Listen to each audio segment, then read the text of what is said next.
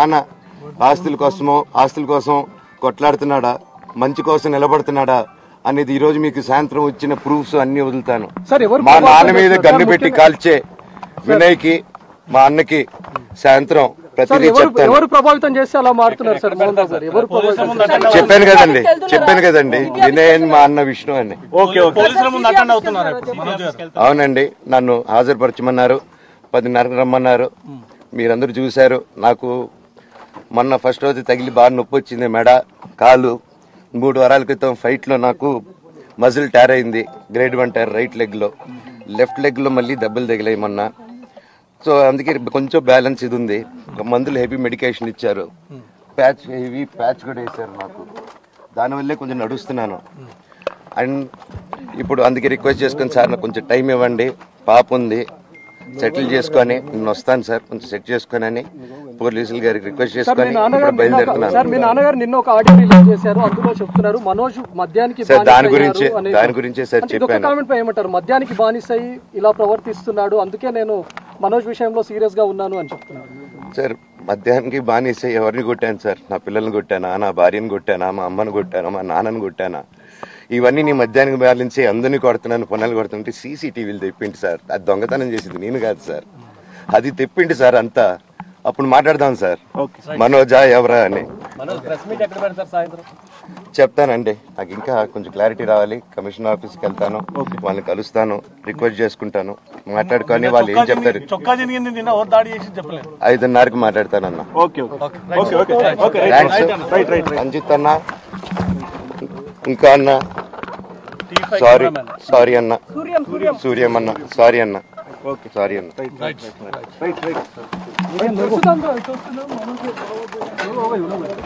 పెట్టు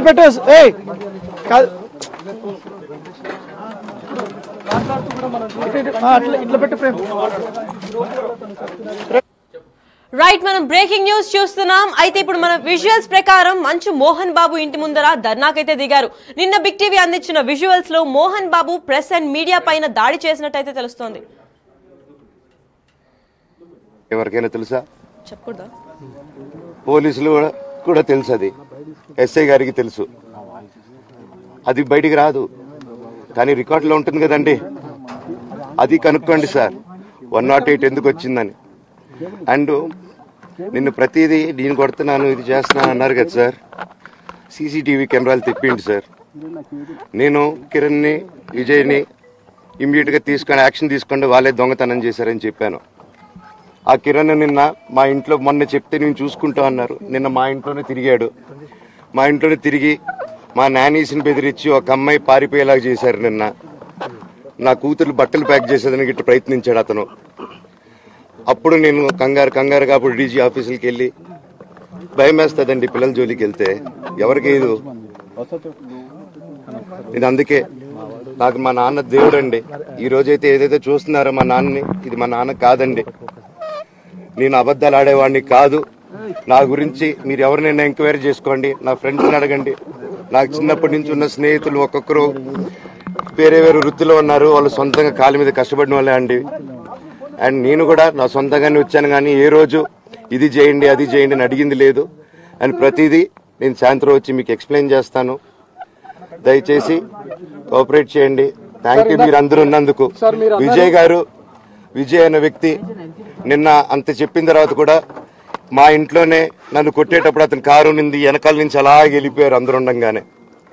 మీరు అతని కారు నంబరు, అతని సిగ్నల్ని దయచేసి ట్రాక్ చేయండి. అన్ని కంప్లైంట్లు పెట్టిన తర్వాత కూడా మా ఇంట్లో ఎందుకున్నాడు ఆ దొంగ?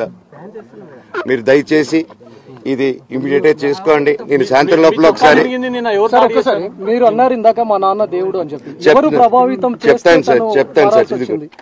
మా నాన్న మీ షోల్డర్ మీద గన్ను పెట్టి కాలుస్తున్నారండి, క్లియర్ గా కాలుస్తున్నారు. ఆయన నేను పనులు చేసుకుంటూ అన్ని రకరకాలుగా ఉన్నప్పుడు ఆయన బ్రెయిన్ వాష్ చేసుకుని నా వ్యక్తిగత జీవితంలో బయట పెట్టి నన్ను, నా వ్యక్తిగత జీవితం తప్ప అది కూడా నేనేం తప్పు చేయలేదండి. నేను ప్రేమించిన అమ్మాయిని పెళ్లి చేసుకున్నాను, ఆ అమ్మాయి కోసం పోరాడాను. దాంట్లో తప్పేంటంటే నాకు అర్థం కావట్లేదు. అండ్ ఈరోజు వచ్చి 10 మందికి నిలబడినప్పుడు నేను చెడ్డోడిని అయిపోయాను. ఎక్కడ సైన్ పెట్టమంటే పెట్టాను, రమ్మంటే వచ్చాను, పొమ్మంటే పోయాను. ఎన్ని సినిమాలు చేయమంటే అన్ని సినిమాలు చేశాను. అన్న కంపెనీల్లో పనిచేశాను, సాంగులు చేశాను, వాళ్ళకి రికార్డింగ్లు చేశాను, ఫైట్ డైరెక్షన్లు చేశాను, ఎంతో గొడ్డులా కష్టపడాను, మనసు పూర్తిగా సంతోషంగా చేశాను. నాకు ₹1 అడిగింది లేదు, ఆశించలేదు. నేను దానికోసం నాకు కావాలి నేను పనిచేసిన దానికి కూడా నేను అడగట్లేదు. ఒకటే అడుగుతున్నాను, మీకు నిజం తెలియాలి. అందుకోసమే ఏంట్రా వీడు అన్ని బయట పెడుతున్నాడు అనుకోవచ్చు, కానీ ఈరోజు నాకు భార్య పిల్లలు ఉన్నారండి. ఈరోజు నేను నిలబడకపోతే రేపు నా కొడుకు పెద్దోడైన తర్వాత, కూతురు పెద్ద అయిన తర్వాత వాళ్ళకి నేను సమాధానం చెప్పుకోలేను. నేను దొంగతనం చేసి వేరే వాళ్ళ కడుపులు కొట్టి నా పిల్లల మొహం నేను చూడలేను, ఆ కూడు నా పిల్లలకి పెట్టలేను. మా నాన్న నన్ను అలా పెంచలేదు, మా అమ్మ నన్ను అలా పెంచలేదు. మధ్యలో మా అమ్మ నలిగిపోతుంది. మా అమ్మని హాస్పిటల్లో అడ్మిట్ అయ్యారని చెప్పి నేను అబద్ధాలు ఆడారు. హాస్పిటల్కి వెళ్ళి చెక్ చేయించుకుంది అమ్మ. నువ్వు వెళ్ళిపో ఇంట్లో నుంచి, నువ్వు వెళ్ళిపోతే వీడిని చూసుకుంటావు మేమంటే, మేము మంచిగా మాట్లాడి పంపిస్తాం అంటే నమ్మి ఆవిడ 3 రోజుల నుంచి దడదడగా ఉంటే వెళ్ళింది వెళ్ళమ్మ అంటే. ఏజీకి వెళ్ళడం వాస్తవం చూపించుకొని ఇమీడియట్గా మా అన్నింటికి వెళ్ళిపోయి అన్నింట్లో పడుకున్నారు. మీకు ప్రతిదీ తెలుస్తుంది. ఈ రోజుల్లో ఏది దాచలేరు. మరి ఇంత క్యారెక్టర్ అసాసినేషను నేను చేయని దానికి చేశారు అని, నా భార్య వచ్చిన తర్వాత నేను చెడ్డోడినయ్యానని, అదే వాళ్ళ తల్లిదండ్రులు ఉండుంటే గమ్మునుంటారా అండి? ఈరోజు నేను గమ్మునుంటే ఎలా అండి? తనకి తల్లి అయినా తండ్రి అయినా అన్నీ నేనే అండి. ఈరోజు తను వాళ్ళ ఇంట్లో ఆధారపడదు, నేను మా ఇంట్లో ఆధారపడను. నేను నా సినిమాలు చేసుకుంటున్నాను. తను సొంతంగా ఒక టాయ్ కంపెనీ పెట్టుకుంది. లాక్డౌన్లో నా హమ్ బ్రహ్మాస్మి సినిమా మా ప్రేమ కోసం ఆపేసినప్పుడు నిర్దాక్షిణంగా నేను చెన్నైకి షిఫ్ట్ అయిపోయి ఊర్లో వద్దని మేము అక్కడ కూర్చొని, నేను మనోజ్ నువ్వు బొమ్మలు గీస్తావు కదా, కథలు రాస్తావు కదా, బొమ్మలకి ఆత్మనిర్భర్ అని నరేంద్ర మోడీ గారు అనౌన్స్ చేశారు.